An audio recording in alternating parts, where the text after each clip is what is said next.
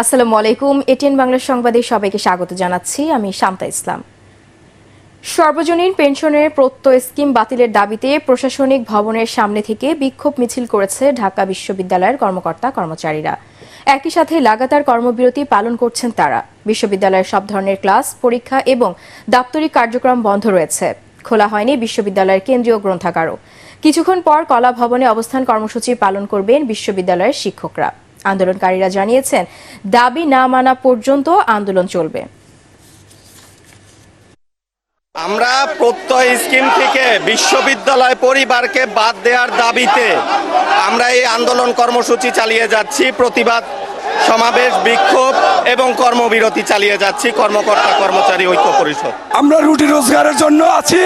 আমাদের দাবি যতদিন না মানবে ততদিন আমরা অফিসে বা ক্লাসে ফিরে যাব না।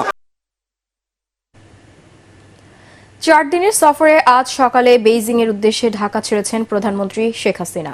সকাল 11:17 প্রধানমন্ত্রীকে বহনকারী বিমান বাংলাদেশ এয়ারলাইন্সের বিশেষ ফ্লাইটটি বেইজিং এর পথে ঢাকা ছেড়ে যায়।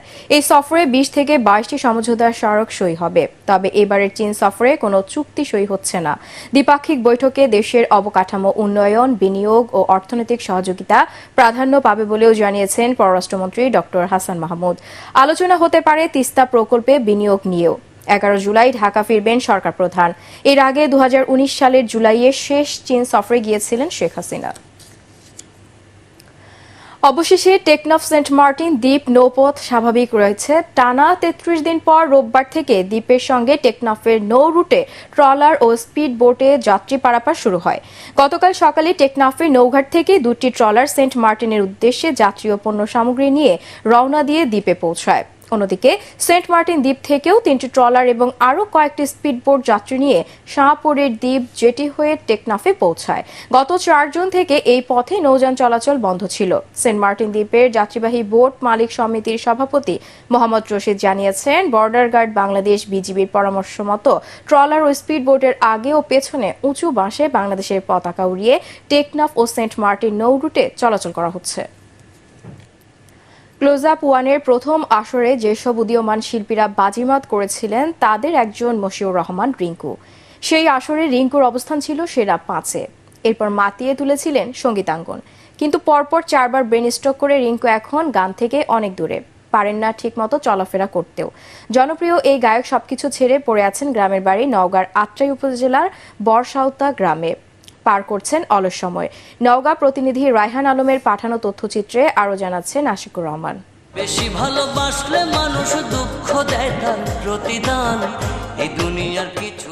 2005 সালে অনুষ্ঠিত ক্লোজ আপ ওয়ান প্রতিযোগিতার প্রথম আসরে তাক লাগিয়ে সঙ্গীত জগতে নিজের জায়গা করে নেন রিঙ্কু। ব্যস্ত হয়ে পড়েন স্টেজ শো ও অ্যালবাম প্রকাশে। লালন সার এসব দেখি কানার হাট বাজার রিঙ্কুর কণ্ঠে সারা দেশে আলোড়ন সৃষ্টি করে। দেশ বিদেশের স্টেজ শোতে রিঙ্কুর জনপ্রিয়তা ছিল ঈর্ষণীয় পর্যায়ে। সুন্দরে পৃথিবী হায় রে, কিন্তু হঠাৎ ছন্দপতন। 2016 সালে মারা যান রিঙ্কুর বাবা। ওই বছরই অস্ট্রেলিয়ায় স্টেজ শো করতে গিয়ে বাবার মৃত্যুর শোকের কথা শুনে স্টেজে স্ট্রোক হয়। এরপর 2020 সালের মধ্যে দেশে আরও 3 বার স্ট্রোক করেন রিঙ্কু। তারপর থেকেই নিজেকে গান থেকে দূরে সরিয়ে রেখেছেন। অসুস্থ হওয়ার পর সহশিল্পীরা রিঙ্কুর কোনো খোঁজ খবর নেন না। অভিমানে তিনি আর গানের জগতে ফিরতে চান না। তবে এখনো রিঙ্কুর কাছে গানের প্রস্তাব আসে। সব প্রস্তাব ফিরিয়ে দেন গান গাইতে পারেন না বলে। স্টেজ শো করতে যে প্রথম অস্ট্রেলিয়া এবং তারপরে 3 বার বাংলাদেশে সালে বাংলাদেশের পরে প্রথম স্টপ করছি। বাড়িতে থাকবো, বাড়িতে আছি। প্রতাপের যারা ছিল আমার সাথে তারা কে খোঁজ খবর নেয়নি, এমন চাই না নেই। গান জগতের অফার এখনো পাই, কিন্তু আমি তো নিজে ভালো করে গাইতে পারি না। এমন একজন কণ্ঠশিল্পী অসুস্থ হয়ে পড়ে আছেন, মেনে নিতে পারেন না স্থানীয়রা। প্রিয় শিল্পীর সুস্থতায় সবার কাছে দোয়া চান তারা। আল্লাহর কাছে দোয়া করি যাতে ভাই আবার আমাদের কাছে আগের রূপে ফিরে আসতে পারে। তার গান আমরা এখনো শুনি, আগে শুনতাম। তার গান এত ভালো লাগে যে আমাদের মাঝে মনে করেন যে কোনোদিন পুরনো হবে না গানগুলো। সে যেন আবারও গানের জগতে ফিরে আসতে পারে। তো আপনারা সবাই দোয়া করবেন। রিঙ্কু সুস্থ হয়ে আবারও গানের মঞ্চ মাতাবেন, এমনটাই প্রত্যাশা সবার। Bureau report, ATN Bangla. আন্তর্জাতিক ফ্রান্সের পার্লামেন্ট নির্বাচনের প্রথম ধাপের ভোটে উগ্র ডানপন্থীরা এগিয়ে থাকলেও দ্বিতীয় দফায় তারা তা ধরে রাখতে পারেনি। এককভাবে কেউ নিরঙ্কুশ সংখ্যাগরিষ্ঠতা না পেলেও প্রাথমিক ফলাফলে এগিয়ে বামপন্থী নিউ পপুলার ফ্রন্ট। ফ্রান্সের রাষ্ট্রীয় টেলিভিশনের দেয়া বুথ ফেরত জরিপের তথ্যমতে 577 আসনের পার্লামেন্টে 172 থেকে 215টি আসন পেতে চলেছে বাম জোট নিউ পপুলার ফ্রন্ট। দ্বিতীয় সর্বোচ্চ আসনে পেতে যাচ্ছে ম্যাক্রোর মধ্যপন্থী জোট টুগেদার অ্যালায়েন্স। এই জোটটি পেতে পারে 150 থেকে 180টি আসন, আর 115 থেকে 155টি আসন নিয়ে তৃতীয় অবস্থানে থাকতে পারে ন্যাশনাল র্যালি। এরই মধ্যে পরাজয় স্বীকার করে নিয়েছেন প্রেসিডেন্ট ইমানুয়েল ম্যাক্রোর জোট এবং উগ্র ডানপন্থী ন্যাশনাল র্যালির নেতারা। এদিকে সরকার গঠনের আমন্ত্রণ জানাতে প্রেসিডেন্টের প্রতি আহ্বান জানিয়েছেন বাম জোটের নেতারা। খেলার খবর।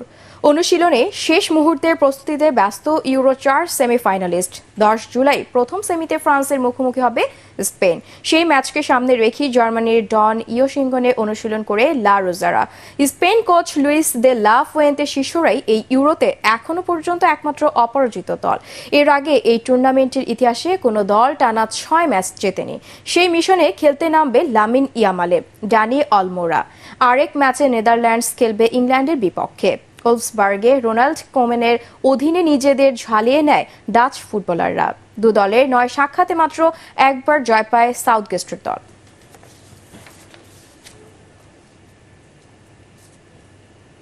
পরবর্তী সংবাদ দেখার আমন্ত্রণ জানিয়ে এখনকার মতো শেষ করছি। এটিএন বাংলা সংবাদ ইউটিউবে দেখতে ব্রাউজ করুন youtube/ATN Bangla News। ধন্যবাদ।